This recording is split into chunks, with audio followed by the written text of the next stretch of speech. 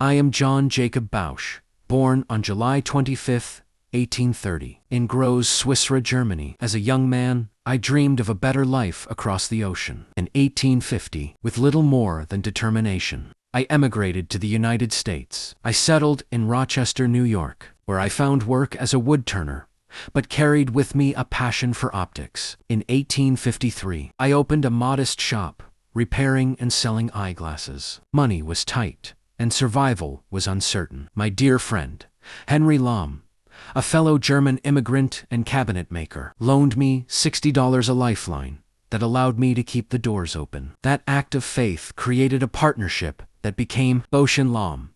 Henry managed finances and supported operations, while I devoted myself to innovation, craftsmanship, and new ideas. We began small, but ambition carried us forward. We expanded from eyeglasses to microscopes, binoculars, lenses for cameras and projectors, and even scientific instruments. Our company became one of the few in America capable of producing fine optical glass, a vital resource once dominated by Europe. By the early 20th century, Bausch & Lomb was not just a business, it was a pioneer in vision optics worldwide. But perhaps our most famous creation came decades later, born out of necessity. In the 1930s, the U.S. Army Air Corps faced a serious problem.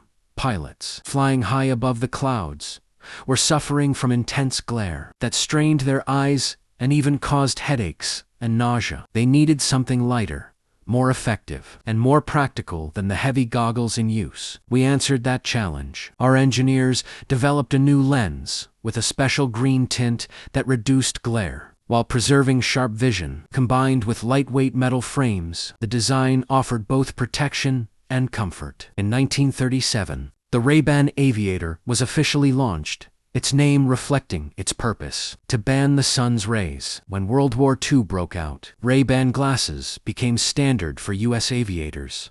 A defining moment came in 1944, when General Douglas MacArthur was photographed wearing aviators during the liberation of the Philippines. Those images traveled the world, and suddenly Ray-Ban wasn't just military equipment, it was an icon. After the war, Ray-Ban entered civilian life. Hollywood stars, musicians, and cultural icons embraced them. From James Dean and Audrey Hepburn to Tom Cruise in Top Gun, Ray-Ban sunglasses became synonymous with style, rebellion, and timeless cool. Though Henry Lahm passed away in 1926, our legacy outlived us both. What began as a struggling little shop in Rochester grew into one of the most respected names in optics. Our vision touched science, medicine, the military, and everyday life, and with Ray-Ban, it became part of global culture.